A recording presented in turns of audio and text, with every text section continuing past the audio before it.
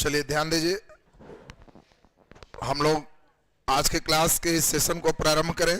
हम लोग पिछले क्लास में एनसीईआरटी का जो सीरीज चल रहे थे उन सभी का इसमें पीडीएफ के लिए कई बच्चे भी कर रहे थे कि सर इसमें लिखाया नहीं जा रहा जो भी बातें पढ़ा रहे हैं उन सभी का एक बेहतर पीडीएफ बना करके आपका Telegram Vidya education by Rahul sir, इसमें खुद से आप ज्वाइन हो सकते हो, ऑटोमेटिक ज्वाइन हो जाओ। लिंक चाहिए 8294422949 पर लिंक लिख के व्हाट्सएप भी करोगे तो इनका लिंक मिल जाएगा, उससे भी आप जुड़ सकते हैं। इसमें पिछले दिन जो फ्रांस की क्रांति का हुआ उसका पीडीएफ आज अपलोड हो जाएगा, फिर इसमें अगले दिन आज वाला भी अगले दिन हो जाएगा। इसमें आज 5 जनवरी इस नए वर्ष का ये अंतिम आज महा ऑफर ऑनलाइन वाले बच्चों के लिए भी है। बाद में फिर इसमें जो भी पेड कोर्स में जुटना है, हमारा मानना है अभी जो वर्तमान फेज चल रहा है यूट्यूब, हो सकता है आगे कुछ और परिवर्तन लाए। अभी है यूट्यूब पर सिर्फ ये मान के आप चल रहे हो कि यूट्यूब पर फ्री पढ़ ले, तो हर टीचर अभी यूट्यूब का फीचर सिर्फ यही है कि पूरे फ्री एकदम वही लोग हैं जो अभी नया फिर हाथ साफ कर रहे हैं। उन लोग अपना फ्री भी है तो कोई बात नहीं, एक बैच दो बैच अपना चलते रहेगा। बाकी जिनका सिस्टम ठीक ठाक है तो अभी YouTube पर आप विभिन्न शिक्षकों का देखें, सभी का, वो महासागर कम से कम 100 जरूर टीचर का देख लें और तब उसमें देख लें किसका टावर आपसे मैच कर रहा है। हर बच्चे का टावर अलग अलग है, हर की इच्छाएं अलग होती है। हो सकता है कई की इच्छाएं हम ही पूर्ति नहीं करते, कई का है बीच में शायरी नहीं मारते हैं, कई लोग कहा कि बीच में हुआ नहीं हो रहा है। इच्छाएं अलग अलग होती है ना, तो आपकी क्या इच्छाएं हैं वो आप अपना ट्यूनिंग देख ले। जिनका जहां ट्यूनिंग सेट होता है तो हर टीचर अभी यहाँ के बाद फिर एक पेड कोर्स का उनका सिस्टम चल रहा, तो उसमें अभी यूट्यूब के कारण या वर्तमान में इतने शिक्षकों के कारण ये एक सुविधा है कि जो शुल्क है वो धीरे धीरे डाउनवर्ड है जो है ऑनलाइन वाले का। तो एनसीईआरटी के हिस्ट्री का आप लोगों को 800 फी है, फिर ऑफर के बाद कोई बच्चा 800 ले रहा है तो फिर ये नहीं है कि रिटर्न कर दीजिए फलाना कर दीजिए, फी वही है, 800 कुछ रुपए ही शुल्क है। और उसमें जो बच्चे इस डेट पर अभी ले रहे हैं तो उन लोगों को अभी ऑनलाइन वाले बच्चे को 100 कुछ 53 या 54 कुछ ऐसा ही लग रहा है। तो वो application Vidya education by Rahul sir पर देखेंगे प्ले स्टोर से, उस पर जो भी होगा 152-53 के आसपास उसमें आज अंतिम मिलेगा। फिर आज नहीं पैसा है सर, 150 भी नहीं, कई लोग दृढ़ प्रतिज्ञ होते हैं कि 54 खर्चा नहीं करेंगे, तो कोई बात नहीं, बीच बीच में वो फ्री वाला जो लंगर है वो यूट्यूब पर चलते रहेगा, तो वो बीच बीच में चलते रहेगा। क्योंकि कई बच्चे जो पेड कोर्स में एडमिशन लिए हैं तो उनको ऐसा नहीं लगे कि जहां हम इधर लिए और उधर ऐसे ही कर रहे, तो कभी कभी हम लोग उधर भी आते रहेंगे, वो बंद सिस्टम नहीं होगा। बाकी इसमें हिस्ट्री के इस सीरीज अभी कंटिन्यू है, अभी पैसा नहीं है सर, ये भी हो सकता है, तो कोई बात नहीं है। कुंभ मेला नहीं है कि 12 साल पर फिर ऑफर आएगा, फिर आगे हम लोग इंतजार करते रहते हैं कब ऑफर दिया जाए। तो नया हमको लगता है 26 जनवरी बहुत जल्दी आ जाएगा, 5 के बाद फिर 26 जनवरी को ऑफर आएगा, लेकिन ये 150 फिर नहीं रहेगा, फिर 200 हो जाएगा। फिर जैसे ही ये लाइव है वो धीरे धीरे खत्म भी होते जाएगा। बाद में जैसे ही कोर्स खत्म होगा तो हर क्लास वाइज 200 फी हो जाएगा, 209th history, 210th history, 211th history, अभी 150 में सब मिल रहा। फिर वो अलग अलग पार्ट वाइज वहां पे उपलब्ध हो जाएगा। सर एक ही बार सब हिस्ट्री लेना है तो बहुत ऑफर आएगा, तो वो 800 काट के 500 रहेगा, बस यही अंतिम चलते रहेगा। तो अभी जिनको ये गंगा स्नान कहा जाएगा कर लिए तो वो ठीक है, नहीं किए तो कोई बात नहीं, पढ़ाई का कोई शुल्क नहीं होता। अब कई लोग को पीड़ा इसीलिए भी होती है कि उसका 150 में का है, मेरा 500 क्यों, तो तुमको नहीं समझ में आएगा, फिर पढ़ाई समझ में नहीं आएगा। पढ़ाई का कोई शुल्क होता है, हम 5000 भी लें, एक ही बच्चा है, वो अंतिम क्या सीख रहे हो इस पर ध्यान देना है, शुल्क बहुत सेकेंडरी चीज। बाकी अन्य किसी भी कोर्स में भी आज अंतिम ये महा ऑफर का है, फिर इसके बाद अगला के लिए वेट कर रहे हैं, तो वो भी हमने बता दिया नेक्स्ट 26 जनवरी है। कई लोग नेक्स्ट नहीं बताते लेकिन हम तुमको अगला तक बता दी, तो ये आप लोग अभी इस सिस्टम को देख लिए। चलिए अब हम लोग सीधे 9th क्लास के हिस्ट्री हम लोग प्रारंभ की। इसमें हम लोग जो लड़के पिछला क्लास नहीं किए हो तो यूट्यूब पर पिछला क्लास फ्रांसीसी क्रांति प्रारंभ हुआ है, उसको सुन लेना। इसमें हम लोग पहला लेसन 9th क्लास का शुरू किए। थोड़ा विश्व के संदर्भ की समझ आप में जितनी बढ़ती जाएगी, इतिहास से लगाव उतने बढ़ते चले जाएंगे। फ्रांसीसी क्रांति एक बहुत टफ लेसन, फ्रांसीसी क्रांति ग्रेजुएशन में पढ़ना, फ्रांसीसी क्रांति बीपीएससी मेंस में पढ़ना था एकदम पूरे सब्जेक्टिव, आज भी यूपीएससी में पढ़ना, तो ये आसान क्रांति नहीं, लेकिन फिर भी हम लोग इतने आनंद से इसको पढ़ेंगे कि कहीं भार महसूस ना हो। तो उसी क्रम में हम लोग देखे थे पिछले क्लास में फ्रांसीसी क्रांति के कारण क्या थे, ये हम लोग पढ़ लिए थे। आज धमाकेदार क्लास चलना है, आज क्रांति व्रांति एकदम शुरू हो जाएगा। और आज हम लोग को चलना है शुरुआत, कैसे संवैधानिक राजतंत्र आया, गणतंत्र की स्थापना और आतंक का राज, इसको कैसे सीख पाओगे, हम अपने स्टेप में इसको बांटे हैं, उसको पहले समझना होगा। तो सबसे पहले ध्यान दीजिए, पिछले क्लास को 2 मिनट में रिकैप करें ताकि सभी बच्चे हमारे साथ यहां से कंटिन्यू एकदम समझ सके। फ्रांसीसी क्रांति ऐसा नहीं था कि फ्रांस में किसी देश का कब्जा था। भारत वाली बात नहीं थी कि भारत में जैसे इंग्लैंड का कब्जा है तो हम लोग कोई क्रांति कर रहे, आजादी चाहिए। अमेरिकी क्रांति इंग्लैंड के स्वतंत्रता के लिए, लेकिन फ्रांस पर किसी का कब्जा नहीं। फिर सर जब कब्जा नहीं है तो क्रांति क्यों होगी? क्योंकि उस समय के जो सामाजिक जीवन है, राजनीतिक जीवन है, क्रांति का मतलब ही था इन चीजों में एक परिवर्तन लाना। और उसी में हम लोग देखे थे कि समाज में अपनी हैसियत के लिए समाज को 3 भागों में बांटे थे, जिसको एस्टेट कहते। प्रथम स्टेट में पूजा पाठ वाले लोग थे, उनको पादरी कहा गया। द्वितीय स्टेट में जमीन से जुड़े मेन लोग थे, अमीर लोग थे, वो कुलीन थे। और तृतीय में सर्वसाधारण। पहला और दूसरा स्टेट को विशेष अधिकार थे कि इन लोग को टैक्स नहीं लगेगा, और भी कई छूट थे। सबसे खराब स्थिति तृतीय स्टेट की थी। ये पिछले क्लास हम लोग सुने हुए थे। फिर हम लोग यही देखे कि यह क्रांति स्वतंत्रता के लिए नहीं था। यही तृतीय स्टेट के लोग को लग रहा था हम ऐसा क्यों नहीं, और इसीलिए यह स्वतंत्रता के स्थान पर समानता हेतु था। कई बार प्रश्न आते हैं फ्रांसीसी क्रांति संबंधित, तो आपको ध्यान रखना है स्वतंत्रता के लिए नहीं है, किसके लिए? समानता के लिए। बहुत इंपॉर्टेंट अब एक बात समझनी है। देखो अभी समाज से समझना, कहीं भी समाज में 3 तरह के लोग होते हैं। एक ऐसे लोग होते हैं जिसको उच्च वर्ग कहते हैं, एक ऐसे वर्ग होते हैं जिसको निम्न वर्ग कहते हैं, और एक ऐसे वर्ग होते हैं जिनको हम लोग मध्य वर्ग कहते हैं। ये मध्य वर्ग है। पहले देखो ये समझना, नहीं तो सब पढ़े रहोगे और परीक्षा में कोई रेडीमेड लाइन नहीं देता है। ऐसा कतई नहीं समझना कि हम एनसीईआरटी का कोई लाइन रंगे हुए हैं तो एकदम वही वाला उठा के दे दी। वो अगर सोच रहे हो तो तुम्हारी बुद्धि नहीं बढ़ेगी, कम हो जाएगी। दे देता है तो जतरा की बात। लेकिन हम लोग को पढ़ना क्या है, पूरे पढ़ने के बाद एक विचार आना चाहिए। आपसे सब पढ़ा के पूछेंगे कि फ्रांसीसी क्रांति संबंधित था, एक उच्च वर्गीय क्रांति थी, एक मध्य वर्गीय क्रांति थी, एक निम्न वर्गीय क्रांति थी। तो देखो अभी निम्न वर्गीय आ रहा है, लेकिन आपके आंसर में लड्डू नंबर आ रहा है। वो कोई निम्न वर्गीय क्रांति नहीं है। क्या निम्न वर्ग भाग लिया? तो यस, लिया है। अब वही सीक्वेंस जिसके अंदर आएगा, कब मध्य है, कब निम्न है, कब उच्च है, तब आनंद आएगा। अब क्रांति बहुत चालाकी से हो रही है, उसको सीखना। देखिए अमेरिकी क्रांति से प्रश्न उठने लगा कि क्या मध्य वर्ग भी फॉर्म में आएगा, तो फ्रांसीसी क्रांति कहा यस, एक मध्यवर्गीय क्रांति। फिर एक सवाल उठने लगा कि क्या कभी निम्न वर्ग भी फॉर्म में आ सकता है क्या? तो रूसी क्रांति उसका जवाब देगा कि यस। तो रूसी क्रांति यहां का। अब देखो हर क्रांति का एक स्टेप है, समाज का एक वर्ग है, इस वर्ग को पकड़ना। अब इसमें थोड़ा सा समझो, कई लड़के तो यही नहीं समझते सर ये क्या, उच्च वर्ग और निम्न वर्ग। देखो मैं एकदम जीरो से चलना चाहता हूं, इसलिए हर बच्चे को समझना है। उच्च वर्ग और निम्न वर्ग एकदम फिक्स्ड है, इसीलिए दोनों को फिक्स्ड बनाए। और ई बेचारा को बीच में क्यों रखे हैं? क्योंकि ई हमेशा एक पेंडुलम, ये जो देख रहे हो ना, ये बेचारा कभी फिक्स्ड है ही नहीं। ये हमेशा एक पेंडुलम जैसा वर्क करता है, और इसी कारण इसको यहां रखे। एक फिक्स क्या है? इसकी हर वस्तु फिक्स्ड है। साबुन इसका फिक्स्ड है, क्रीम फिक्स्ड है, भोजन फिक्स्ड है। पैसा नहीं रहेगा तो कर्जा लेके लेकिन वही लेगा, इसके आइटम चेंज नहीं होते हैं। तो ये उच्च वर्ग।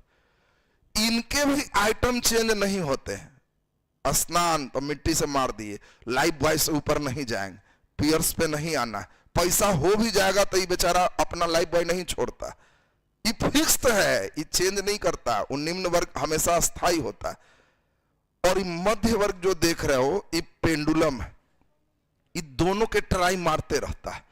इसको जहां पैसा अच्छा से मिला, क्या लगाता है? रेडोव ट्राई करो तो कैसा लगता है, उधर वाला मार दिया, फिर बेचारा के पैसा कम गया तो अपना लक्ष्य पे आ गया और घट गया, वो का लगाता है तो लाइफ बॉय यहू वाला मार्केट ट्राई कर लेता है, कभी मिट्टी से भी स्नान कर लेता है। तुम्हारे आइटम अगर रूम में फिक्स नहीं है, कभी पेस्ट बदल जाए, साबुन बदल जाए, कब क्या दुकान में गए वो पेस्ट दीजिए, कौन वाला दे दे, कोई देना दीजिए, पैसा कम है तो निकाले कि दिखाइए 4 गो सबसे कम वाला कौन है, ये दे दीजिए, ज्यादा पैसा है तो नहीं इधर हाई वाला दीजिए, जरा भी ट्राई मार लेते हैं, तो समझ लेना कि हम मध्य वर्गीय में चल, वर्ग तो तुम लोग समझ रहे हो। तो अब बताओ सबसे ज्यादा संख्या का रिप्रेजेंटेशन निम्न वर्ग होगा कि उच्च वर्ग होगा कि मध्य वर्ग होगा? तो कतई मध्य नहीं समझना, निम्न वर्ग की संख्या ज्यादा है। गांव में तुम आज भी देखोगे, तुम पढ़ रहे हो इसीलिए तुमको लग रहा है कि हमारे जैसा सब हो, तुम अपने से ही मेन कंपैरिजन कर रहे हो। गांव में अभी भी कई ऐसे घर हैं जिनके यहाँ पैसा हो भी जाएगा तो कुर्सी नहीं खरीदेगा, नीचे ही बैठेगा, उसके पैसा से उससे वही मतलब, उसके हर आइटम फिक्स्ड है, इसको पैसा हो जाएगा तो इसका सोफा आ जाएगा, और घट जाएगा तो ये प्लास्टिकों पर बैठ जाएगा, लेकिन इसको नीचे में भी बैठ जाएगा, इसके आइटम दोनों का फिक्स्ड होता है, इनके फिक्स्ड नहीं। तो अब तो मध्य वर्ग कौन है तो समझ रहा, इसी में धीरे धीरे समाज में उच्च मध्य वर्ग आया, थोड़ा इन दोनों का मिश्रण गुण, और निम्न मध्य वर्ग आया, इन दोनों का मिश्रित गुण। अब यही क्रांति के लिए हम लोग को बेसिक समझना जरूरी था। कई बार होगा रूस में ये लोग हल्ला करेगा कि राजा हम बनेंगे, तो ये वर्ग सबसे चालाक वर्ग है, पढ़ा लिखा वर्ग, समझदार है, ये कभी नहीं चाहता है कि इसके हाथ में सत्ता दे दे, शुरू से सत्ता इसके हाथ में चल रहा है, हमेशा सत्ता किसके पास है? उच्च वर्ग। ये दोनों हमेशा कंपटीशन में रहेगा। चालाक इसमें कौन है? मध्य वर्ग। ताकतवर कौन है? निम्न वर्ग। ये दोनों, ये तो बेचारा है, बेचारा का मतलब जिसके पास संपत्ति है उसको डर है कि हमको ये लेगा वो लेगा, इसके पास कुछ नहीं। आगे रूस क्रांति आ गया तो कार्ल मार्क्स वगैरह देखेगा कि ये तो हट रहा, धीरे धीरे ये आ गया तो इसको थोड़ा सा जगाएं, टाइट करें, अब इसको भी चार्ज कर रहे हैं। ये कह रहा है बीच बीच में रूस वाला पढ़ोगे कि हम राजा बनेंगे, तो ये डांट रहा है कि पैसा का भी देखा है, राजा बनेंगे, बन भी जाएगा तो खजाना दे के हाथ फेल कर जाएगा तुम्हारा, उतना पैसा तुम देखा है जो राजा बनेगा? हम लोग बीच बीच में देखे भी हैं, नहीं भी देखे हैं, इसलिए मध्य वर्ग को एक्चुअल राजा रहना चाहिए। अब देखिए राजा की बात ये अपनी चालाकी से करेगा, इस चालाकी को आज समझना होगा। हम इस बात को इसीलिए कर रहे हैं कि जब तक ये कंसेप्ट नहीं रहेगा ना, तुम आज की कहानी ही नहीं समझ पाओगे। किसी कहानी का अपना एक थीम होता है और तुम कैसे समझोगे ये टीचर पर डिपेंड होता है कि वो कहां से चल रहा है और बच्चे के अंदर कौन सॉफ्टवेयर से वो लोड कर दिए। तो पहले तो हम समझ, एक बार ऐसे ही हुआ, एक बात सुन लेते हैं जिससे माइंड थोड़ा इंटरटेन हो जाए और तब एक गंभीर बात शुरू करेंगे। आ चुके थोड़ा गंभीर बात है तो इतना भी हंस देंगे तो गंभीर बात कैसे समझेंगे? पल ही हंस के खत्म कर लिया। हुआ क्या, एक गरीब आदमी लॉटरी लगाई, एक लड़की थी गरीब थी, वो लॉटरी लगाई और लॉटरी था कि 1 करोड़ निकलेगा, और मालिक जो था वो 1 करोड़ रुपए की लॉटरी देखा कि गरीब लड़की को मिल गई। तो मालिक देखा कि अगर उसको डायरेक्ट बोल देंगे कि 1 करोड़ की लॉटरी लग गई है तो उसका हार्ट फेल हो जाएगा, मर जाएगा, कि 1 करोड़ सोच के मर जाएगा। तो उसने अपने स्टाफ जो मध्यवर्गीय थे, वो भी गरीबी स्टाफ था, उसको कहा कि जाओ धीरे धीरे उसको समझाना कि 1 करोड़ मिला है, ताकि हार्ट फेल ना हो। स्टाफ भी गरीब था, निम्न वर्ग ही था, लेकिन वो गया। जाने के बाद उसको कहा कि लॉटरी लगाए हैं तो हाँ हम भी वही कंपनी में हैं, हमारा कुछ पैर भी चलता है, बोलिए 1 करोड़ तो नहीं, अगर 10 लाख आपका लड़वा दें तब। तो महिला बड़ा खुश हुई, तो कही 10 लाख रहेगा ना तो आपको 2 लाख दे देंगे, 8 तो मेरा होगा। वो कहा कि अच्छा नहीं और बताइए 20 लाख करवा दें तब। वो कही कि इतना के काम नहीं है, 10 लाख आपको दे देंगे, 10 तो हमको होगा। धीरे धीरे जब वो कहा कि 1 करोड़ के निकलवा दे तब महिला कही कि तो उससे तो मेरा पूरा नाम हो जाएगा, तो सब पैसा आप ही को दे देंगे। और इस सुन के सुनाने वाला का हार्ट फेल हो गया, क्योंकि उसे मालूम था कि लॉटरी तो लग चुका है। तो हम लोग अब ये तीनों वर्ग को समझ चुके हैं, अब इस सिस्टम को आगे की ओर बढ़ाते हैं। तो अब जरा ध्यान दीजिए, तो हम लोग पिछले क्लास में ये देखे, सामाजिक रूप से सब एक समान होने के लिए इस क्रांति को लाया गया। इसमें राजा जो हमारे चल रहे थे फ्रांस में बुर्बो वंश थे, और हम लोगों ने ये देखा कि बुर्बो वंश के जो राजा हैं वो दैवीय सिद्धांत से चल रहे थे कि देवताओं से हमें पावर मिला हुआ और हम देवताओं के सबसे करीब है। और तब इसी में हम लोग देखे थे कि लुई 14वां सबसे लंबे साल तक रहा, यहां तक कहा कि मैं ही राज्य हूं, मेरा हर बात कानून। और यह क्रांति किसके समय हुई? लुई 16वां के समय। इस समय हम लोग देखे थे 10 अरब लिब्रे का कर्ज हो गया। एक बच्चे बड़ा परेशान था कमेंट में कि सर कर्जा दिया कौन? हाँ, तुम ही परेशान में। अच्छा, तो तुम्हारा दिल के बात बेचारा वो बोल रहा था, ठीक ही किया। कर्ज किसी भी देश को दूसरे देश से भी मिल सकता है, और स्वयं राजा का सामंत के साथ और पादरी के साथ गठबंधन चल रहा। राजा को जब कर्ज चाहिए तो दोनों वर्ग तैयार है कि मेरे पास पैसा है, इसको टैक्स नहीं लगता, ये राजा को कुछ भी देगा तो एज ए कर्ज देगा, और फिर राजा तृतीय स्टेट से टैक्स लगा के इसको चुकाएगा, बदले में फ्री नहीं देगा, सूद लेगा। तो राजा को इस कर्ज के लिए स्वदेश के ही अपने सामंत, उनके संपन्न स्थिति में, उनके पादरी भी संपन्न स्थिति में, और इन लोगों से भी कर्ज राजा लेगा। अब तुम ही बताओ, हम कहें हम पर कर्ज आ गया तो तुम कहेगा इनको कर्जा दे कौन रहा था? तो बैंक भी दे रहा था, उसी तरह दूसरा देश हमको जरूरत होगी तो आप में से भी मांगे कि भाई जो जो देगा, जिसको लग रहा है कि सर फिर एडमिशन ले लेके दे देंगे तो कहेगा कि सर सूद 1%, ये लगता है 2-3% सोच ले है। तो जितना पर सोचे और हमको मिल रहा है, तुम्हारे यहां से हमको आ रहा है, तो वो कर्ज हम पर हो गया, लेकिन देना तो पड़ेगा ना, ये पार्ट थे। अब यही बौद्धिक कारण में एक ही व्यक्ति का मेन नाम याद रखेगा जिसने कॉमन विल सिद्धांत दिया, सभी के राय में ज्यादा जिसकी राय बने, जिसने कहा था कि व्यक्ति स्वतंत्र पैदा होता है, हर जगह जंजीरों से जकड़ा होता है। व्यक्ति कौन है? रूसो। और रूसो के बारे में इंपॉर्टेंट हमने आपको समझाया था कि पहला व्यक्ति है, समानता की बात किया, स्वतंत्रता की बात किया। इसके पहले मोंटेस्क्यू देखे थे जिसने शक्ति पृथक्करण की बात किया कि एक ही जगह पावर केंद्रित ना रहे। इन सभी ने बहुत ज्यादा तो नहीं लेकिन एक उत्प्रेरक का काम किया, सिस्टम को आगे की ओर बढ़ा दिया। आर्थिक रीजन, यहीं से हम लोग अब आज का क्लास शुरू कर रहे। जब हम लोगों ने देखा कि बहुत ज्यादा लुई 16वां पर कर्ज हो गए तो उसने नए टैक्सेशन लगाने की बात सोची। उसके पहले कई आर्थिक सलाहकार भी रखे, तुर्गो, नेकर, कोलेन, ये सब नाम सुने थे। अंततः बताया गया कि इसका निदान एक ही है, और निदान क्या है? नया टैक्स लगाना। और इसके लिए 175 साल से जो प्रतिनिधि सभा थी, जिसको स्टेट जनरल की सभा कहेंगे, उसकी कोई बैठक नहीं हुई थी। और इसी चीज को आज के क्लास से अब समझना है। अब यहां से आनंद बढ़ते जाएगा।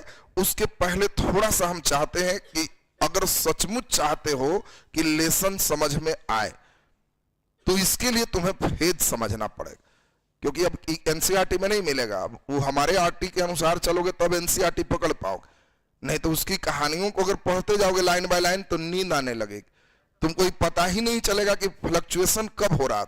अब उस फ्लक्चुएशन को बढ़िया से समझाएं।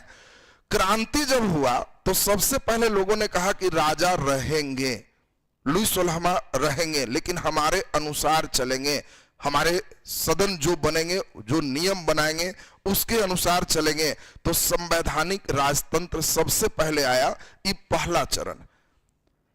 जब दूसरा चरण आएगा तो इस चरण में संवैधानिक की बात जैसे ही होगी तो होगा कि संविधान कौन कौन रखेगा, तो होगा कि इसमें वोटिंग शोटिंग पड़ेगा। इसमें तुम्हें जान के आश्चर्य होगा कि सबसे चालाकी कौन किया? मध्य वर्ग। कभी नहीं चाह रहा था कि निम्न वर्ग इसमें शामिल हो जाए, क्योंकि उसको इच्छा थी निम्न वाला आ जाएगा तो वो लोग, अब भीड़ ज्यादा है, वो फिर हुआ करके हम लोग से छीन लेगा। तो इसी कारण से इसने चालाकी से निम्न वर्ग को छांट दिया। कैसे छाटा वही कहानी आएगा कि सर छाटा कैसे, तो कैसे छाटेगा देखना। बड़ा हाई टेक्नोलॉजी लगाई, इतना वीआईपी फार्मूला कि तुम सोच भी नहीं सकता। और वो फार्मूला से गरीब के छाट के मध्य वर्ग और उच्च वर्ग मिल करके राजा को बचाए रखा कि उच्च वर्ग भी राजा के कहा रहेगा वो ठीक। धीरे धीरे जो गरीब था कुछ कुछ उसमें भी चुना के आया था। गरीब में भी कुछ थोड़ा अमीर हो जाता है, तो उन लोग बैठ के गरीब की बात कर रहा है और उन लोग देखते देखते सत्ता को अपने खींच लिया। तो ई वाला जो देख रहा ना, ये गरीब के पास आ गया। तो ई इतना फॉर्म में है, किसको मारे किसको क्या करें, ठहरो, बिना भय के प्रीति नहीं होता है। भय माने डर से प्रेम होता है, इनका थ्योरी अलग। इसलिए एकदम इतना मारो कि एकदम प्रेम हो जाए। मारने से प्रेम होगा, प्रेम से प्रेम नहीं होगा। और इसीलिए इस चरण का नाम देखो क्या है, उग्र गणतंत्र। राजा को भी मार के सही कर दिए, भी बेचारे के प्राण लुई सोलहमा के निकाल दिए, इस चरण में भी मर जाएगा। और सब जो है सबको ठीक करके गरीब का एक व्यक्ति होगा रॉबस्पियर, आतंक मचा के रख देगा। जो आदमी है कहेगा मध्यवर्ग, लटका दो इसको, गिलोटिन लगा दो, मार दो इसको। ऐसा आतंक मचाएगा कि धीरे धीरे अपने साथी को भी मारना शुरू कर दी। तो गरीब लोग अपने मिलकर के रॉबस्पियर के मार दिए और यही आतंक राज खत्म हो गया। और जब रॉबस्पियर जैसी मरा, फिर मध्य वर्ग एक्टिव हुआ कि अरे मरा रॉबस्पियर। अब फिर मध्य वर्ग जब आ गया तो बेचारा गरीबकन के यहीं पर है, खत्म। फिर मध्य वर्ग जब आया तो कहा कि ना बढ़िया से, वो सब मारपीट नहीं हो गया जो हो गया, लेकिन अब बढ़िया से चले। तो एक उदार गणतंत्र की स्थापना की। धीरे धीरे मध्य वर्ग का एक व्यक्ति आएगा, नेपोलियन बोनापार्ट। वो अब इस क्रांति को ही दूसरे दिशा में लेके चल दिया। तुमको जान के आश्चर्य होगा कि क्रांति क्या हुआ। लोग कहे कि सब समान हो जाए, इसके लिए क्रांति हो रही है। तो वो यहां आते आते सबके ठोक पीट के समान कर दिया, कानून के समक्ष सब समान होगा, हो गए। चर्च की संपत्ति जब्त की जाएगी, पादरी डरे चुप है कि जब राजे के मार दिया बोलेंगे तो मेरा कौन ठिकाना। सब संपत्ति, चर्च जहां जहां है वहां ऑफिस खोला जाएगा, खोल दिया, बेचारा सब शांत। ये लोग सब के ठंडा दिया। लेकिन फिर अपने जब मर गया तो मध्य वर्ग उदारवादी चल रहा है। हम लोग देखेंगे किस तरह से काउंसिल व्यवस्था आएगी। उसका हेड जब नेपोलियन बना तो ये देखा कि फ्रांस का तो टास्क खत्म हो चुका है। तो अभी क्या रहा है, पूरे विश्व में समानता होनी चाहिए, जो राजा नहीं करता है वो अन्याय कर रहा है, वहां के जनता हमको याद कीजिए। अब बगल वाला कह रहा है नेपोलियन को कि हुजूर आप आइए ना मेरे यहाँ, हम आपका साथ देंगे, मारिए तो इसको, मेरे यहाँ गरीब अमीर करते रहता है। तो नेपोलियन बगल में हमला किया, सब नागरिक उस देश का नेपोलियन का साथ दिया। देखते देखते इस पर भी कब्जा। दूसरा देश कहा कि वाह देखो नेपोलियन उस देश गया, सबको समान कर दिया, तो क्यों नहीं नेपोलियन के हम लोग भी न्योता दें। अगला देश न्योता दे रहा गरीब सबकी, जी मेरे यहां भी। ऐसा न्योता मिलने लगा कि देखते देखते नेपोलियन आधा से ज्यादा यूरोप पे कब्जा कर ली। चला था क्रांति काहे के लिए, और हो का रहा है जो देख लो। यही बच्चे के अंदर स्टेप नहीं बैठ पाता है और लेसन नहीं समझ पाता। ये सबसे मेन सॉफ्टवेयर है। ये जब तक नहीं समझोगे तो क्रांति ही नहीं समझ में आएगी। कभी कहोगे कि रॉबस्पियर आ रहा है, नेपोलियन आ रहा है, कौन कौन आ रहा है, काका कर रहा है, समझ में नहीं आ रहा। तो तुम्हें फ्रीक्वेंसी जब धरने लगेगा ना तो आनंद आने लगेगा कि वाह ये तो बड़ा आनंददायक सफर है। क्रांति हुआ था समानता के लिए और ये हो गया है कब, यहीं पे। और फिर यही राजा कहा कि लाओ दस्तखत कर देते हैं, सब बराबर रहे। लेकिन जब गरीब का हेड बना तो खाली दस्तखत से होगा, वो सब जो पादरी वो सब सबका छीनागा नहीं, सब छीन। और इसीलिए फ्रांस में तुम देखोगे कि धर्म निरपेक्ष देश घोषित किया जाएगा। और इंडिया वाला धर्म निरपेक्ष नहीं है। यहां होगा कि सरकारी कोई भी ऑफिस रहे, स्कूल रहे, कहीं रहे, धर्म का चीज आना ही नहीं चाहिए। जब धर्म निरपेक्ष है तो धर्म का चीज क्यों आएगा। इसलिए आज भी तुम देखोगे कि फ्रांस में सबसे पहले यूरोप में उद्घाटन होता है कि स्कूलों में हिजाब नहीं चलेगा, नकाब पहन के लड़कियां नहीं आएगी।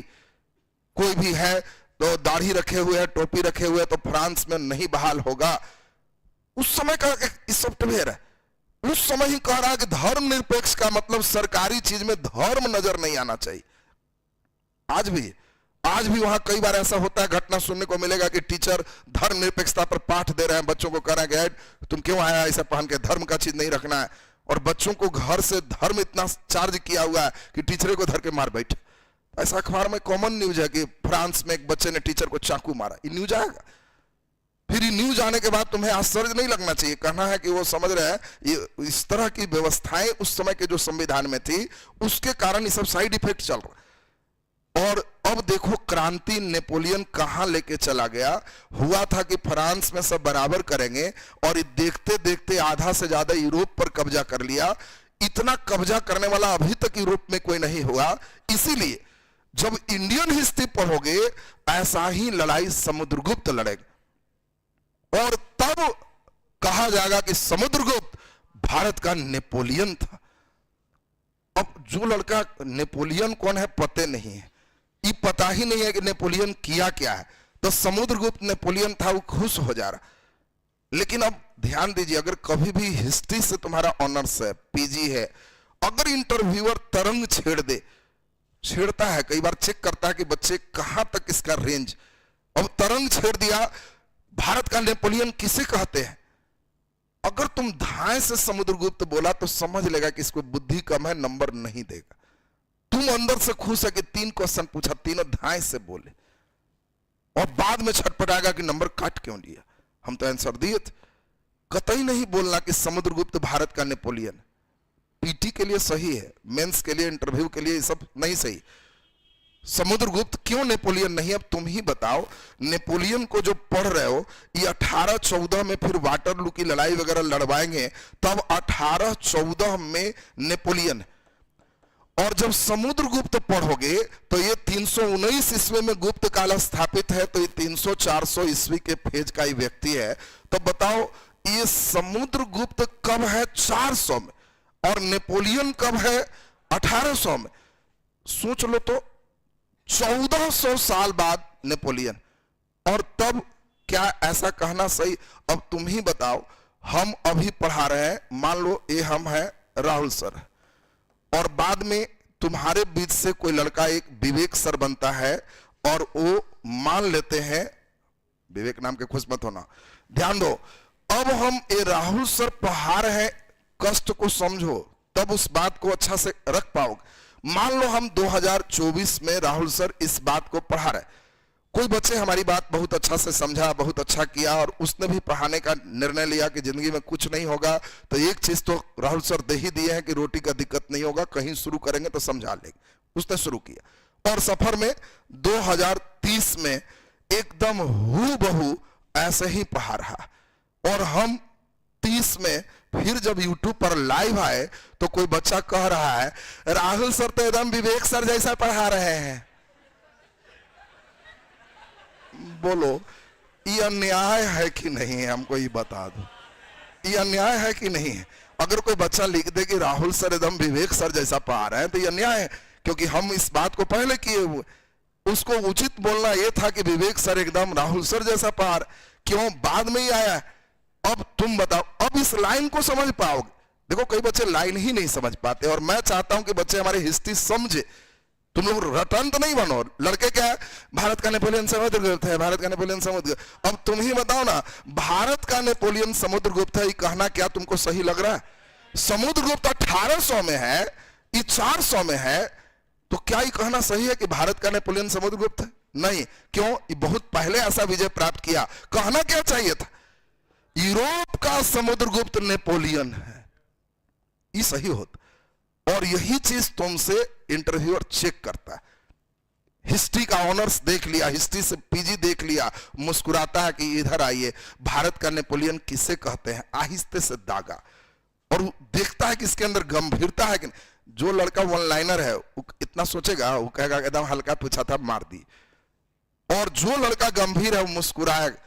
कि विंसेंट स्मिथ एक इतिहासकार है, पूर्वी सोच को दर्शाता है। दोनों के कालखंड में बहुत अंतर है। समुद्रगुप्त को भारत का नेपोलियन कहने के बजाय यदि यूरोप का समुद्रगुप्त नेपोलियन को कहा जाता तो ज्यादा उचित होता। कई मायने में समुद्रगुप्त नेपोलियन से भी ज्यादा अच्छा विजेता रहा है। ऐसा करके आप खाली निकल रहे हो। 2 जोड़ 2 बराबर 4 नहीं करना, मैथ नहीं है, हिस्ट्री है। और ये जो लड़का करके निकल रहा है ना, तो जांचने वाला कहता है कि ओरिजिनल हिस्ट्री के चला भेंट हो गया।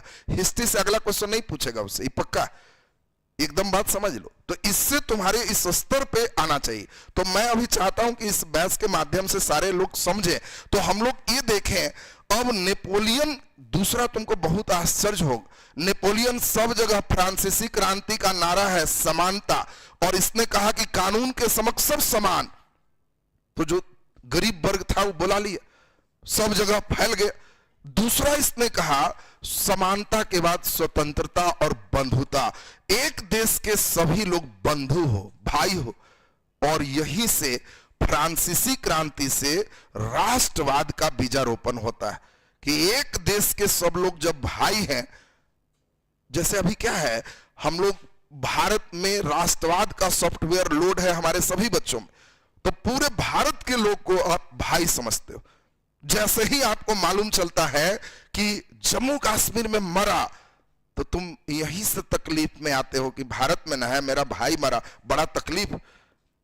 4 मरे जम्मू कश्मीर में, तुमको दुख होता है। लेकिन यही आ जाए न्यूज में कि यूक्रेन में 400 मरे, यूक्रेन भारत में है ना, मरे दो उधर, कोई बात नहीं। तुमको आता है कि हमास के 1400 मरे, कहां तकलीफ होता है? क्यों? इस सॉफ्टवेयर से बाहर का सिस्टम। और ये सॉफ्टवेयर पहली बार फ्रांसीसी क्रांति का दिया हुआ है। भारत में इंग्लैंड इसीलिए सिर्फ आ गया क्योंकि मेरे यहां उस समय सॉफ्टवेयर लोड नहीं था। हमारे यहां बंगाल जीत रहा था अंग्रेज, तो बगल वाले कह रहे थे अच्छा हुआ, था बदमाश, मारे और ठीक किया। फिर नीचे जीता तो हम लोग कहे कि ठीक किया है, टीपू सुल्तान भी बदमाश था।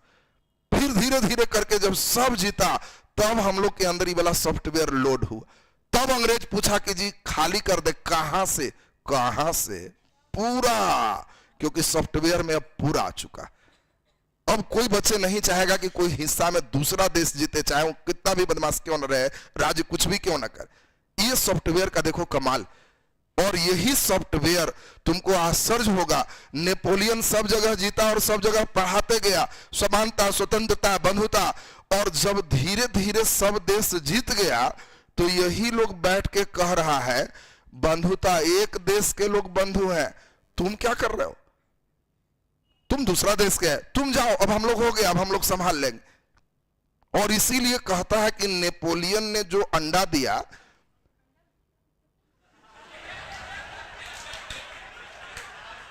अरे अंडा का सेंस क्या है? राष्ट्रवाद। यहां अंडा का सेंस, ये लोग तो ऐसा पेटुआ है कि लोग मुर्गी के अंडा सोच रहा, सब चट्टन एक नंबर है। तो यूरोप, ध्यान से सुनोगे, बातों को समझे। नेपोलियन ने जिस अंडे को दिया, वो अंडा कौन है? राष्ट्रवाद। नेपोलियन ने जिस अंडे को दिया, उसी अंडा का चूजा नेपोलियन को ही लोल मारने लगा।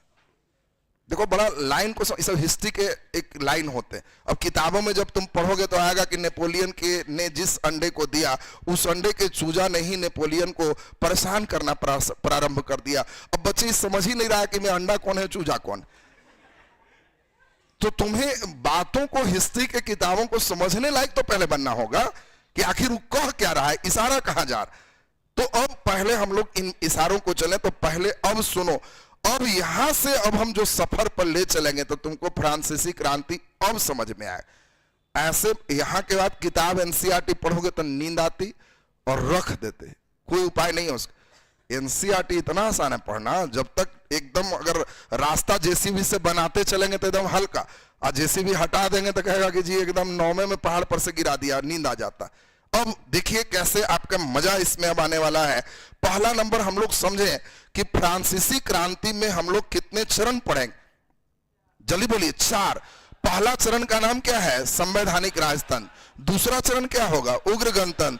तीसरा उदारवाद, और चौथा नेपोलियन के साम्राज्यवाद। पूरे फैलना शुरू हो जाएगा। तो हम लोग इस चारों चरण की बात तो क्लियर हो गई। अब इसमें संवैधानिक राजतंत्र मध्य वर्ग है कि निम्न वर्ग? मध्य वर्ग। बोलो उग्र गणतंत्र निम्न वर्ग, यहां पे मध्य वर्ग, यह भी एक मध्य वर्ग है। यानी फ्रांसीसी क्रांति एक मध्य वर्गीय क्रांति थी। हाँ, निम्न वर्ग भी इसमें कुछ हावी होने का प्रयास किए, लेकिन हावी नहीं हो पाए। बोलो क्लियर है सबका? वर्गीय भी आपको समझना होगा। अब यहां से कहानी का प्रसंग हम शुरू कर रहे हैं। तो सारे बच्चे अब यहां पर बोर्ड पर हमारे साथ खूब बढ़िया से आज का क्लास समझिए। प्रथम चरण चल रहा है संवैधानिक राजतंत्र। देखिए अब ध्यान से, लुई 16वां की बात हम लोग सुने थे, जिसमें हम लोग देखे कि इस पर बहुत ज्यादा कर्ज हो गया है। 10 अरब लिब्रे। लिब्रे वहां की उस समय की मुद्रा थी। अब एकदम ध्यान से सुनना, कंडीशन क्या था? फ्रांस के कानून पहले से था कि दो तरह की संस्थाएं थी। एक संस्था थी जहां राजा पादरी और कुलीन के साथ बैठता था, अमीर वर्ग पादरी कुलीन थे, तो इस संस्था को पार्लमा कहते थे और पार्लमा में बैठक हमेशा चलते रहती थी। लेकिन पार्लमा में तीनों स्टेट की प्रतिनिधित्व नहीं थी, उसके लिए तीनों स्टेट आए, इसके लिए स्टेट जनरल था। स्टेट जनरल को ही प्रतिनिधि सभा के नाम से जानते थे, जिसमें सब के प्रतिनिधि भाग लेते थे और वहां के कानून थे कि कोई नया टैक्स लगाना है तो तीनों प्रतिनिधि को बुला के स्टेट जनरल की बैठक की जाएगी। लेकिन पिछले 175 साल से इसकी बैठक नहीं किसी राजा ने बुलाया। क्या जरूरत है गरीब को बुला के लफड़ा मोल लेने का? और इसीलिए 1614 से बैठक ही नहीं हुई थी। इसमें अगर 175 साल जोड़ दोगे तो 1789 आएगा, जब इसके कर्ज बहुत ज्यादा हो गए, अब इमरजेंसी हो गया कि हमको टैक्स लगाना पड़ेगा, तो इसने अनाउंस किया कि 5 मई 1789 को स्टेट जनरल की बैठक 175 साल के बाद बुलाई जा रही। और आपको यही पिछले क्लास समझाए थे। इस बैठक का नाम सुनते ही खुश है कौन? पादरी की कुलीन की सब सर्वसाधारण? खुश कौन है? सब खुश है, सब खुश। 175 साल बाद बैठक हो रहा है और सब जान रहा इस बैठक में जो पारित होगा वो हो जाएगा। लुई 14वां ने सामंतों के कई अधिकार को चूरा था, तो कुलीन खुश है कि हम वहां हल्ला करेंगे और कहेंगे कि मेरा पूर्व वाला अधिकार वापस कर दीजिए, यहां से पास करा देंगे। पादरी खुश है कि हम केवल टाइथ नामक कर लगाते हैं, कुछ और पावर मांगेंगे टैक्स लगाने का। और सर्वसाधारण खुश है कि 10 अरब न कर्जा है, इन लोग का खाली बढ़िया से खिंचाई करे तो 50 अरब लिबरे हो जाएगा, इसीलिए हम लोग तो ठीक ही है, इन दोनों पर लगवा देंगे। और ऐसा सोच करके बैठक में लोग भाग ले रहे हैं। बैठक इसीलिए बुलाया भी जा गया, कारण क्या था वो सुनो। पादरी के तरफ से 300 प्रतिनिधि आते थे जो सिलेक्टेड पादरी थे, कुलीन के तरफ से भी 300 आते थे और सर्वसाधारण के तरफ से 600।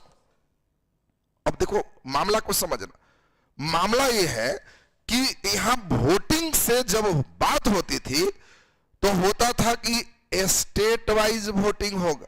ये पादरी मत ने प्रथम स्टेट, कुलीन द्वितीय स्टेट और सर्वसाधारण तृतीय स्टेट। तुम 600 अपने में विचार कर लो और एक आदमी खड़ा होकर वोट देगा, वो 600 के हो गया। जो पादरी है वो 300 विचार करो, एक वोट देगा। तो वोट कितना बढ़िया था जो सुनो, राजा कुछ बोलेगा तो राजा जो बोलेगा तो उसके पक्ष में पादरी और कुलीन दोनों वोट मार देगा, तो इधर डबल। ई बेचारा 600 मिला के छटपटाएगा तो एक राजा कहेगा कि आप हार गए, इसीलिए पारित किया जाता। अब देखो वोटिंग कैसा था जो समझ रहा है। वोटिंग संख्या वाइज नहीं था, वोटिंग कैसे था? State wise. हर स्टेट को एक मत देने का अधिकार था, ये समझना बढ़िया से। हर स्टेट को पावर है एक वोट दे। और यही बैठक शुरू हुई। सर्वसाधारण तुम्हें जान के आश्चर्य होगा,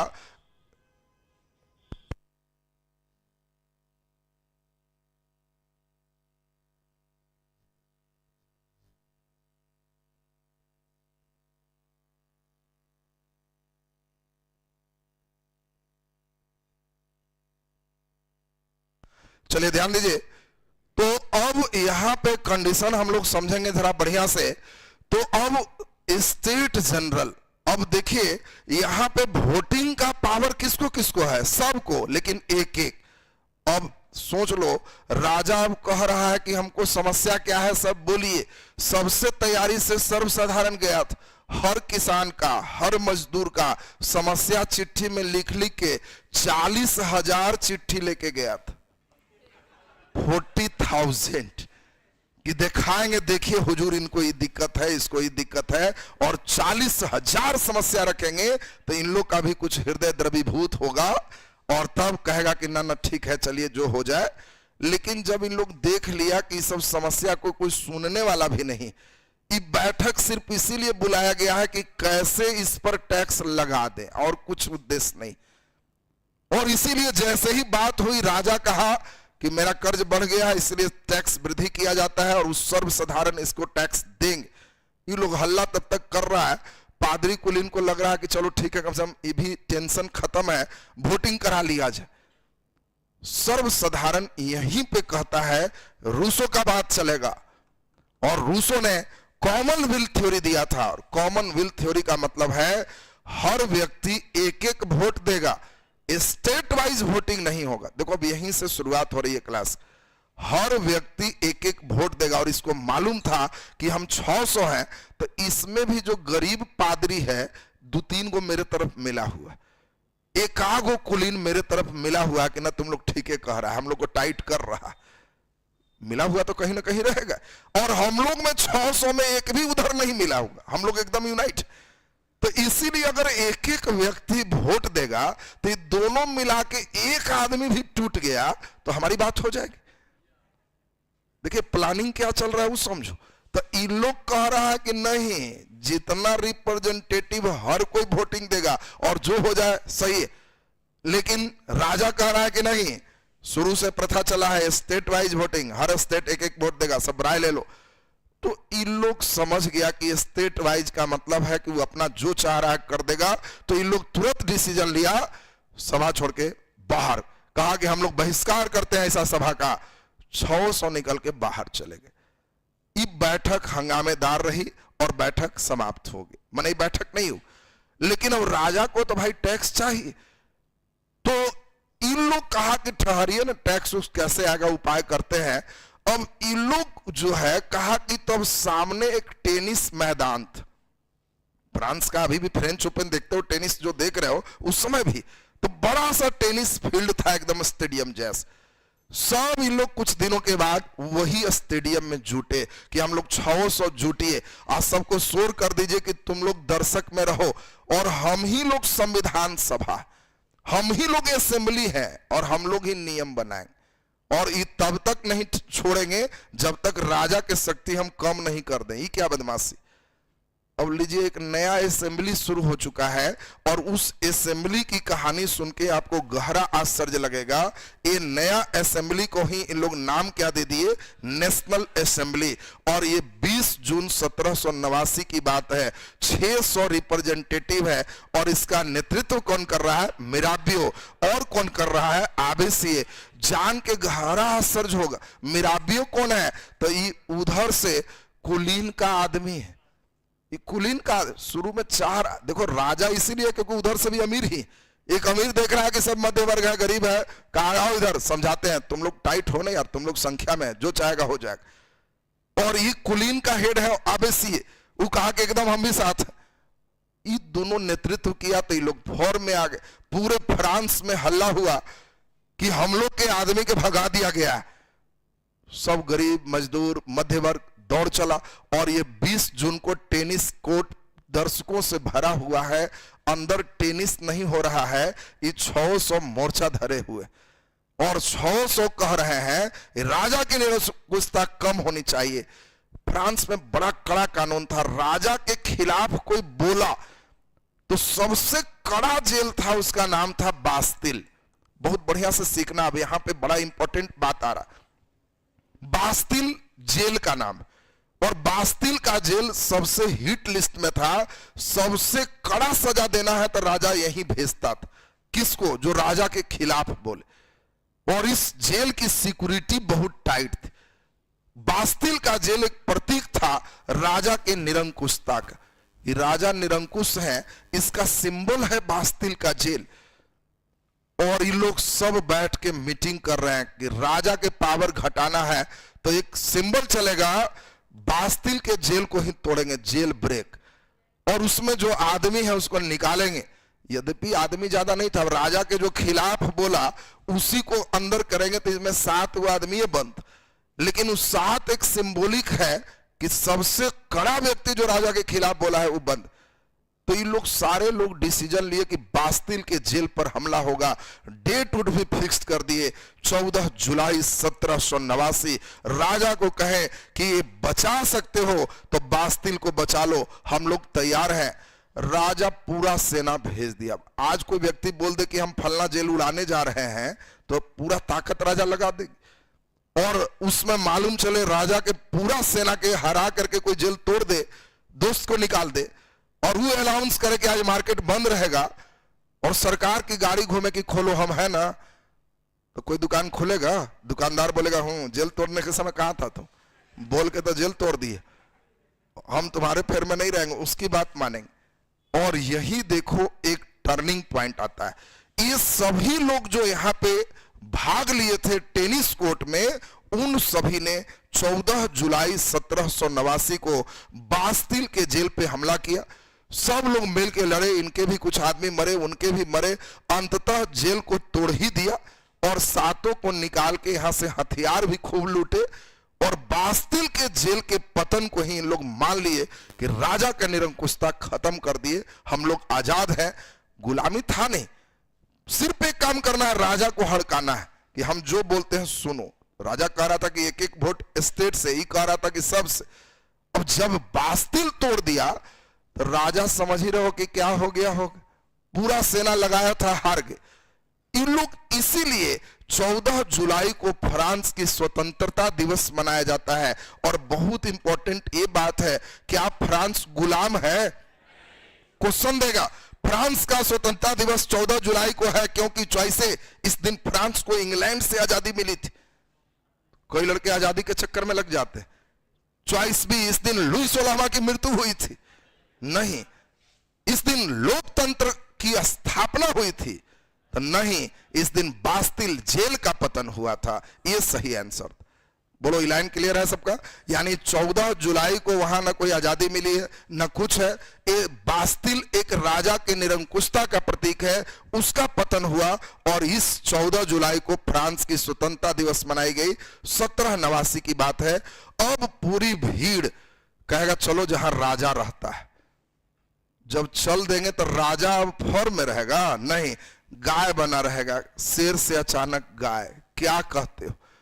तो इसमें चूंकि नेतृत्व जो मिराबियों वगैरह कर रहे हैं, उच्च मध्य वर्ग के लोग, ये लोग राजा को कहेंगे देखिए हुजूर, हम नहीं चाहते हैं कि आपको हटा दें, आप भी अच्छे आदमी हैं, आप रहिए, लेकिन हम लोग को एक संविधान बनाने दीजिए, और हम लोग जैसे कहते हैं उसके अनुसार से आप चलिए। राजा जब हार ही गया तो इसको जो कहेगा जो करेगा। और यहीं से फ्रांस में शुरू होता है जिसका पहला नाम अभी लिखे थे, प्रथम चरण।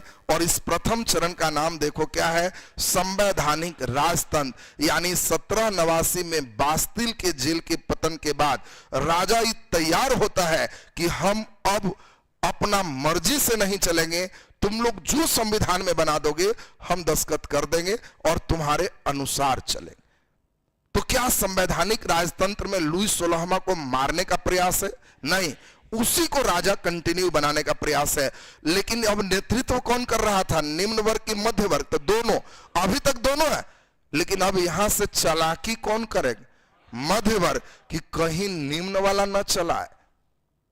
चालाकी सुन के तुमको लगेगा कि बाहर दिमाग कैसे छांट दिया, अब उसको जरा सुना जाए। बड़ा इंटरेस्टेड कहानी अब आएगा। देखिए, ये राजनीतिक प्रतीक के मायने समझिए। अब इस समय अलग अलग सब लोग जो निकाले, ये सब फोटो सोटो खूब चलना शुरू हो। एक फोटो चलने लगा, ये जंजीर टूट गया, खुल गया, यानी दास्ता मुक्त हो गया। ये फोटो का मतलब था दास्ता मुक्त। फोटो चलने लगा, लकड़ी गट्ठर में बंधा है, संकेत था कि अकेले रहोगे तो तोड़ देगा, मिल के रहो। देखो हम लोग बास्तिल तोड़ दिए, कुछ नहीं था, ये एकता का सिंबल चलने लगा। संकेत था ये टोपी, पहले राजा मारते थे रेड कलर का, अब इधरों से सब मारने लगा कि ऐड पहनो ना, आपको जी बोलेगा, कोई दिक्कत नहीं। पहले था कि नहीं ये वाला राजा पहनेगा, वो तुमको नहीं करना है। अब देखो ये टोपी भी फेमस होगी। यहाँ पे त्रिभुज, त्रिभुज में आंख, यानी 3 भुजाएं, प्रथम स्टेट, द्वितीय स्टेट, तृतीय स्टेट, सब एक समान होगा। देखो सब स्टेट को समान बनाने के लिए त्रिभुज है।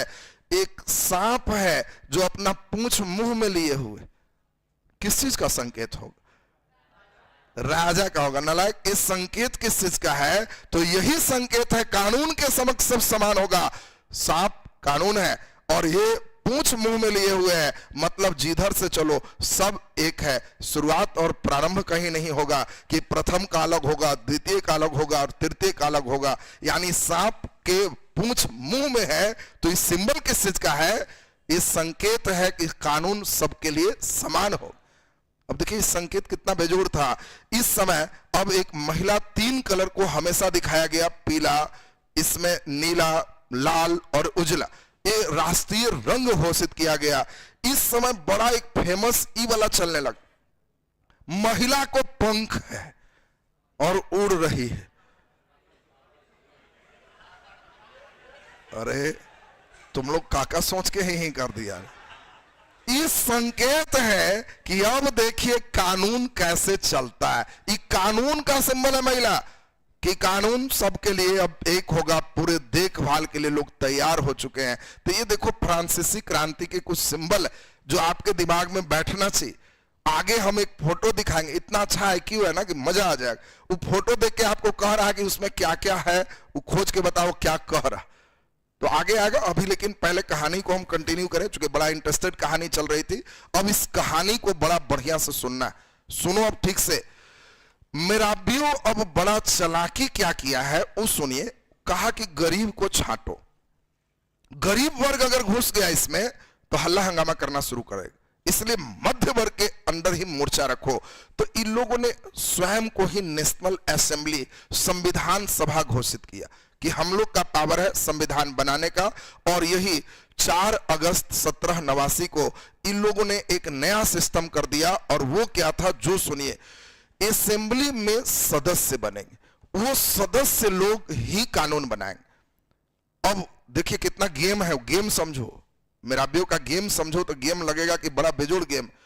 इन लोगों ने कहा कि सदस्य बनने के लिए वोटिंग होगा, चुनाव होगा, और वोटिंग के द्वारा जो चुन के आएगा वो सदस्य बनेगा, और वो सदस्य जो हम लोग मिलकर तय करेंगे वो कानून बनेगा। अब उन लोग को यह भी डर था कि गरीब जितना कम आए, तो इन लोगों ने क्या किया, कहा कि देखिए फ्रांस में जितने भी नागरिक हैं, हर नागरिकों की वोटिंग होगी, उनके वोट से ही संविधान सभा के सदस्य चुनेंगे। लेकिन चालाकी क्या था, नागरिक को ही 2 भागों में बांट दिए, एक को कहे सक्रिय नागरिक और एक को कहे निष्क्रिय नागरिक। और इन्होंने कहा वो व्यक्ति वोट क्यों देगा, वो व्यक्ति क्यों बोलेगा जो 1 चवन्नी नहीं देश को देता है, जितना कमाता है कम से कम 3 दिन के इनकम भी अगर टैक्स में देता है तो वो आदमी को बोलने का पावर है। देगा चवन्नी नहीं और दुनिया भर के लिफाफा झाड़ेगा, ये निष्क्रिय आदमी खाली खा पी रहा तो चुपचाप उधर साइड में रहो।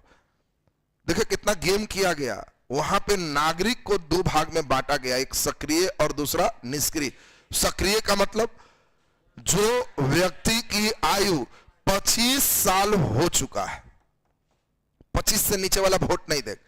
दूसरा सिर्फ पुरुष जो है वोटिंग करेंगे, महिलाएं नहीं।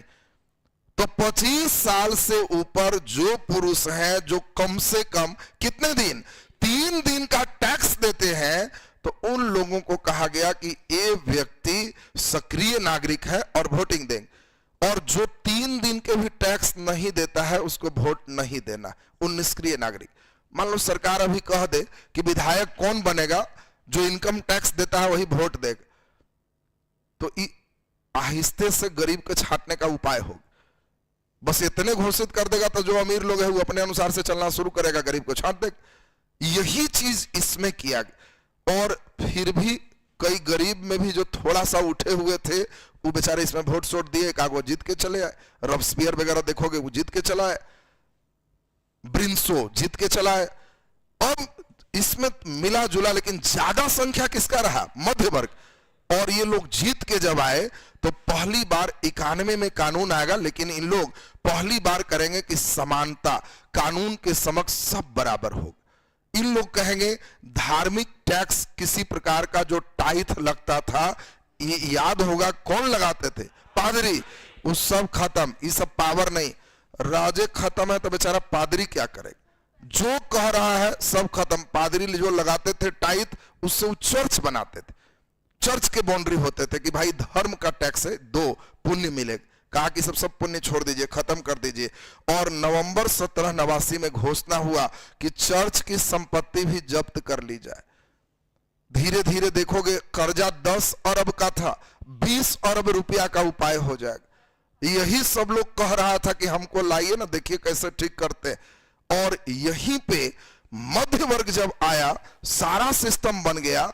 इसको देखो 91 में संविधान पारित हुआ, राजा दस्तखत कर दिया। और राजा जब दस्तखत कर दिया तो इसी को हम लोग कहते हैं संवैधानिक राजतंत्र। इसमें किया क्या गया देखो, यही चीज है, सक्रिय नागरिक इतना और निष्क्रिय सबके हितना। वो बेचारा गरीब छट गया, सक्रिय अलग हो गया। इन लोग द्वारा जज साहब भी चुने जाएंगे। जज के भी यही वोट देके चुनेंगे कि आप जज रही, परीक्षा उस समय नहीं था। तो जज साहब को चुन रहे हैं सक्रिय, तो निष्क्रिय को फांसी टांगेंगे, इन लोग को कहेंगे चुने वाला है तो छोड़ेंगे। दूसरा, न्यायपालिका अलग, मोंटेस्क्यू का सिद्धांत था, राजा को कहे कि आप भी रहिए और मंत्री भी हमारे रहेंगे, हम लोग वोट देंगे, निर्वाचक मंडल, फिर इस वोट से नेशनल असेंबली के 745 सदस्य, इन लोग के द्वारा राजा पर नियंत्रण स्थापित हो। अब देखिए ये पूरे एक सिस्टम शक्ति पृथक्करण का किया गया। किसके सिद्धांत से? मोंटेस्क्यू के सिद्धांत से। शक्ति पृथक्करण का मतलब राजा के पावर विधायिका, कार्यपालिका, न्यायपालिका में बांट दिया गया। लेकिन इसमें चालाकी क्या किया गया? निम्न वर्ग हावी रहे कि मध्य वर्ग हावी रहे, और यही सक्रिय नागरिक कर करके एक थ्योरी है। बड़ा इंपॉर्टेंट, अब सुनोगे, यही कहानी का अब टर्निंग है। इस समय पहली बार मानवाधिकार की घोषणा की गई कि व्यक्ति के सबके अधिकार समान है। स्वतंत्रता का आशय ये भी नहीं है कि दूसरे को नुकसान पहुंचाओ। अब तुम कहोगे हम स्वतंत्र हैं, हाथ जितना झाड़े। अब किसी को मार दोगे नाक पर, कहोगे हमारी स्वतंत्रता है हाथ पर चलाने की। तो आपकी स्वतंत्रता वहीं समाप्त होती है जहां से दूसरे की नाक शुरू होती, वहां खत्म ना हो जाती है। ये चीज देखिए यहां भी है। सामान्य इच्छा का कानून होगा, कॉमन विल। ज्यादा लोग जो कहेंगे कानून वो चलेगा, और कानून सभी के लिए समान होगा। और यही देखिए, ये ले बार्बिए एक चित्र बनाए थे कि ये देखो कानून और कानून वाली महिला। बड़ा फेमस ये चित्र हो कि मानव को अधिकार मिल गया, फ्रांस में सब एक जैसा हो गया। इसी के लिए तो क्रांति शुरू हुई थी। वोटिंग बड़ा बेजोड़ आपको समझना है। एक सदनीय विधान मंडल बनाया गया। एक सदनीय का मतलब समझ रहे हो, लोकसभा राज्यसभा, ऐसा दो नहीं होगा, एक होगा। और विधान मंडल का मतलब यहीं से कानून बनेगा। इस कानून को राजा दस्तखत करेगा और राजा इसके अनुसार चलेगा। यही व्यवस्था यहां पे किया गया। मताधिकार के लिए आपने सुन लिया, कै साल? 25 साल। कम से कम कितना दिन? 3 दिन। टैक्स दिया है, वही वोटिंग करेगा। कहानी का अब टर्निंग आ गया। बहुत सारे लोग चुना गए एक सदनीय विधानमंडल में, और इस चुनाने में अब यहां से टर्निंग पॉइंट है जिसको खूब बढ़िया से सुनना है। अचानक यू टर्न हो गए। सब सही चल रहा था, 91 में दस्तखत साइन सब होके राजा भी कहा कि जाने दो, कम से कम ही शक्ति जिंदा तो है। कुछ लोग बड़ा खुश थे कि नई व्यवस्था हम यही चाह रहे थे, मध्य वर्ग एकदम खुश थे। लेकिन जो निम्न वर्ग थे उनको रेडिकल वर्ग कहा गया। रेडिकल का मतलब होता है परिवर्तन चाहने वाला। ध्यान दीजिए, यहां पे टर्म आएगा, परिवर्तन चाहने वाला को रेडिकल कह रहे। और रेडिकल वर्ग में यही बच्चे नहीं समझ पाते, इसलिए खूब बढ़िया से समझना। 2 तरह की पार्टियां थी। एक पार्टी का नाम था जीरनदस्तो, जिसका हेड ब्रिंसो था। जीरनदस्तो एक दल है जिसका हेड कौन है? ब्रिंसो। और दूसरा एक था जैकोबियन, और जैकोबियन का हेड मेन रॉब्सपियर। देखो कहानी का भी यहां पे यू टर्न है। इस यू टर्न को 1 मिनट में समझा दे तो फ्रांस की क्रांति आगे खुलते चला जाएगा। नहीं तो यहां आते आते लड़का को लगता है कि जिस सब सामान के लिए हुआ था वो हो ही गया, तो अब क्या नौटंकी चल रहा है? ये नौटंकी अभी चल रहा है कि मध्य वर्ग कह रहा है कि गुड, जो चाहते थे हो गया, लेकिन रेडिकल वर्ग कह रहा है कि नहीं गुड, अभी यही चाह रहे थे। राजा क्यों रहेगा? रानी के कोख से राजा जन्म नहीं लेगा, हम लोग चुनेंगे, गणतंत्र, बाकी कानून वाला तो सब ठीक। ये परिवर्तन चाह रहा है, और इसके लिए 2 है। एक का नाम है जीरनदस्तो, और जीरनदस्तो दल का हेड कौन है? ब्रिंसो। और दूसरा नंबर एक देखे जैकोबियन, और जैकोबियन के हेड कौन बन रहे हैं? रॉबस्पियर। रॉबस्पियर, इन्हीं के सहयोगी है दांते, इन्हीं के सहयोगी है हर्बर्ट। और जैकोबियन के सदस्य कौन है? भारी गरीब लोग। इसके सदस्य लोग कौन है जैकोबियन के? दिहाड़ी मजदूर। दिहाड़ी माने एकदम डेली मजदूरी, काम करेगा, दरवाजा पर बैठ जाएगा, पैसा लाई। उसको कहोगे अरे लेना ना 1 महीना पर, मालिक तक खाएंगे क्या? आज काम आज पैसा, कल भी कीजिएगा तो हमको फिर सब्जी कहां से लाएंगे, पैसा दीजिए। तो इसको गरीब स्थिति, दिहाड़ी मजदूर। इसी समय सभी गरीब लोग जैकोबियन का मेंबर है और रॉबस्पियर इसका हेड है। जब भारत से जोड़ेंगे तो तुमको मजा आएगा। इसी समय टीपू सुल्तान जो मैसूर का राजा है, वो सबसे खुश है फ्रांस की क्रांति से कि वाह, राजा को सब सही किया। और जैकोबियन दल के रॉबस्पियर ने जब सदस्यता अभियान चलाया कि जितना मेंबर है बनो, हम लोग और मजबूत होंगे, मध्य वर्ग कब्जा किया है, अभी और चेंज करेंगे, तो टीपू सुल्तान कहता है कि हम भी मेंबर बनेंगे। अब देखिए बड़ा इंपॉर्टेंट है, क्वेश्चन पूछेगा कौन से भारत के राजा जैकोबियन दल के सदस्यता ग्रहण किए? तो टीपू सुल्तान। अब क्वेश्चन खाली पूछ दे मॉडर्न, कौन भारतीय राजा जैकोबियन दल के सदस्य बने? तो कई लड़का सोचेगा कि जैकोबियन कौन है। अब तो यही नहीं पता होगा जब तक फ्रांस की क्रांति नहीं चल रहा। फ्रांसीसी क्रांति से वो इतना खुश हुआ कि मैसूर में फ्रांसीसी क्रांति का पौधा लगाया, स्वतंत्रता का वृक्ष। टीपू सुल्तान स्वतंत्रता का वृक्ष लगा रहा।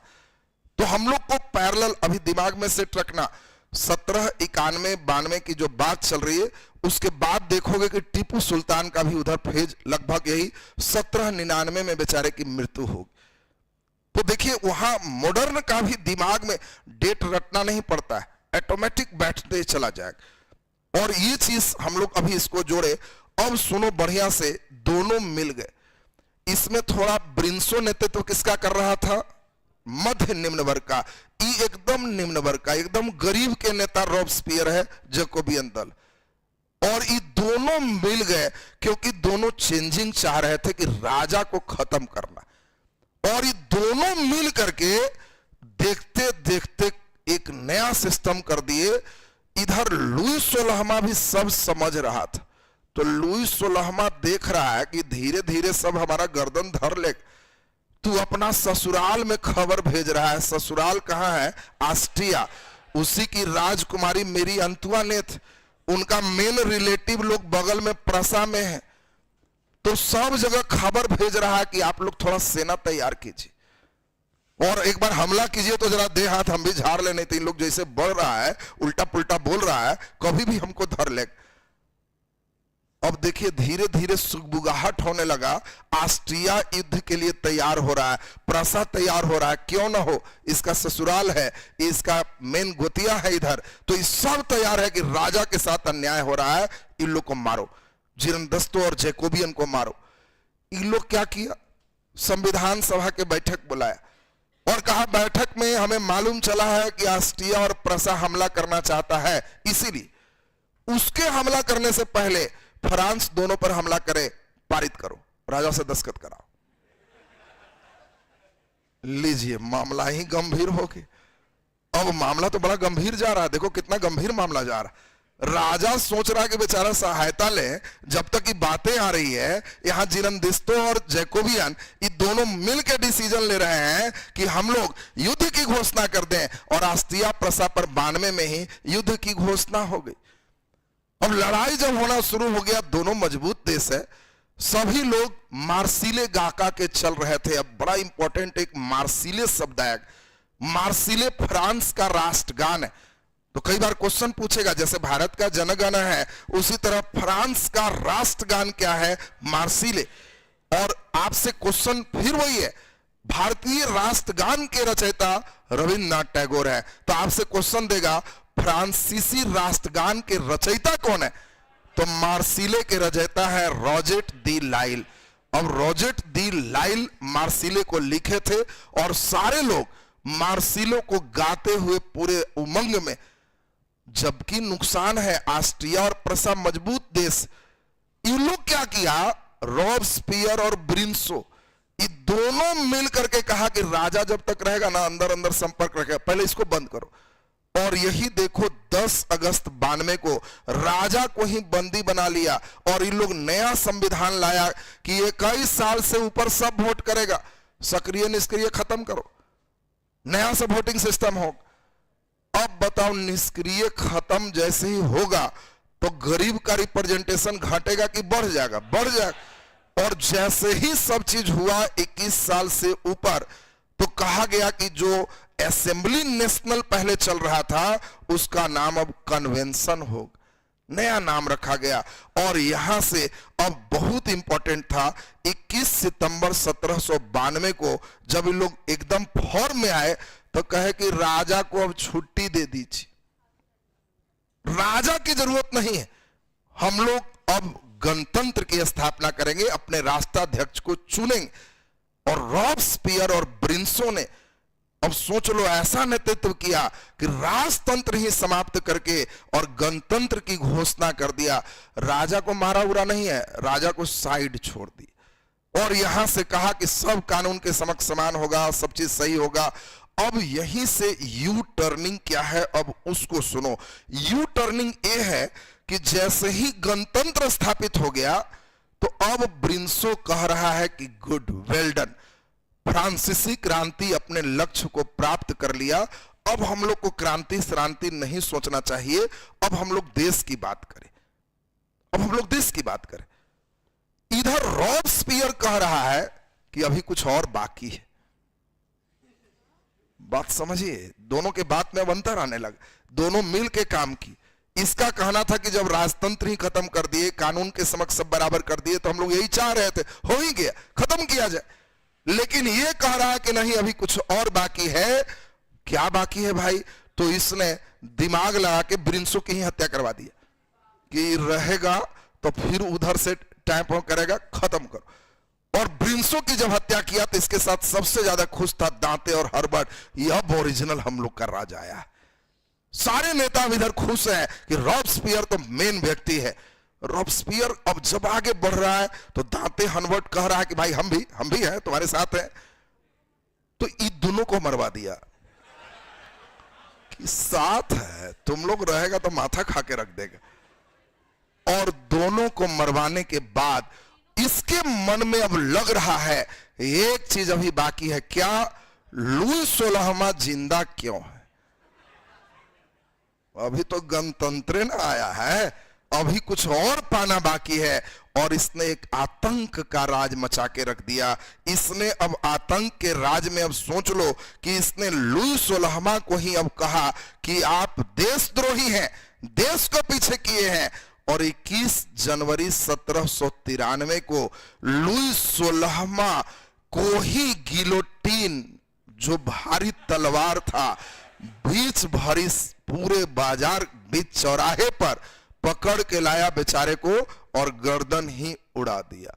अब सोच लो लुई 16वां जब मर गए तो फिर रॉबस्पियर कहा कि ऑस्ट्रिया की राजकुमारी कहां है, मेरी अंतुआनेत, मिसेज खर्चालू, उसको भी गिलोटीन चढ़ाओ।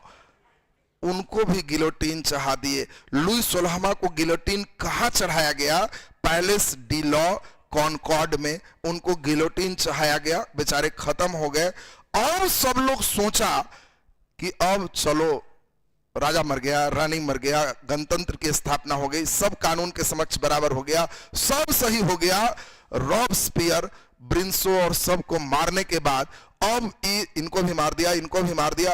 अब जियो उठ रहा है गरीब में, उसी को मरवा रहा है कि मेरा राज चलेगा। तो अब बताओ, ये तो भयंकर आतंक हो गया। इसका मानना ही था कि सिर्फ राज एक ही चीज से चल सकता है, वो क्या है? आतंक, भय से प्रीत। डराएंगे तो प्रेम जगेगा, नहीं डरे। भगवान के नाम ऐसे लेगा जब तक भगवान डराएंगे नहीं।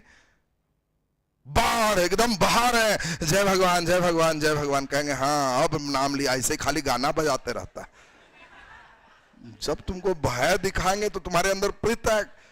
और एक भयंकर अब घटना पड़ोगे, रॉबस्पियर के आतंक और फिर धीरे धीरे नेपोलियन की कब्जा और नेपोलियन की यात्रा।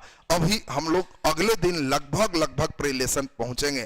थोड़ा टफ सेक्शन था, लेकिन हम प्रयास किए कि एक इंटरेस्ट से उसको धीरे धीरे बढ़े, नहीं तो इस चैप्टर इतना आसान नहीं है, इस चैप्टर में बहुत गहराई। तो खैर हम उम्मीद करें कि आप लोग बढ़िया समझे हो सब कोई।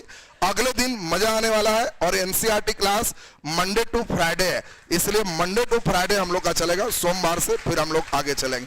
तो आज का क्लास यहीं तक। चलिए, तो इसमें पूरा लेसन होने के बाद ऑब्जेक्टिव भी करवा देंगे, क्या सही रहेगा ना? एकदम लेसन बाय लेसन 20 पे एकदम लगे कि एनसीईआरटी के सर जड़िए कबाड़ दिए एकदम पूरा, समझ रहा है ना? तो इसलिए एकदम पूरा चलेगा।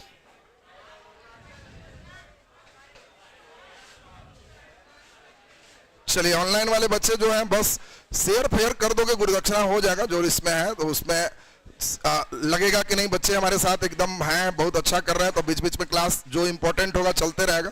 लगेगा कि नहीं निष्क्रिय विद्यार्थी है, तुम लोग में भी सक्रिय निष्क्रिय रहता है ना, अब इसीलिए आपके कमेंट वमेंट आते रहना चाहिए, जिससे हमको लगे कि सक्रिय विद्यार्थी सब लोग हैं, तब चलते रहेगा। पीडीएफ एकदम आज शाम में नहीं तो कल तक एकदम अपलोड करवा देंगे। चलिए, बहुत बहुत धन्यवाद। नेक्स्ट क्लास हम लोग कल से चले।